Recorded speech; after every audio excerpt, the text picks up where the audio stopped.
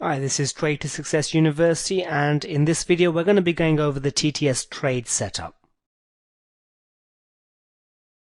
Now you've already met the trading tools that are involved in the trade setup, so let's just quickly go over them. We've got the candlestick charting. Now you do know that there's the line chart, the OHLC chart, and the candlestick charts. And what we want to do is we want to stick with the candlestick charting because they're a lot easier to read and there is more information contained in the candlestick charts.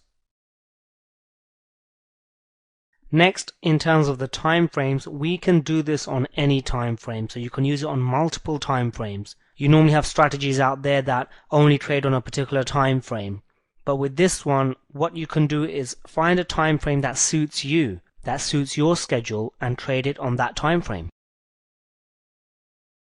Now you've already met moving averages. We're going to be putting on the exponential moving averages, so the 10, 20, 50 and 200 period exponential moving averages. Now you already know how to put the moving averages on your chart, but if you've forgotten, then just go back to the video where I've gone over the moving averages and how to actually put them on your chart, and you can then just quickly go over that process and then just apply that to your charts. And of course, we've got the AB equals CD formation, which is the core of our TTS trade setup. And we've just gone over the formation, so what you have to do is just make sure that you can identify the AB equals CD formation, so please have a bit of a practice, because our strategy does depend on identifying those formations. And what we're going to do is we're going to combine all of these trading tools to formulate a very powerful trading strategy, which we will go over next.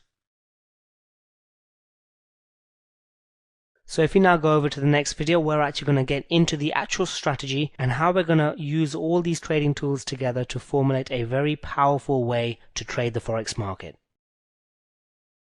This is Kumar for Trade to Success University, and I'll see you in the next video.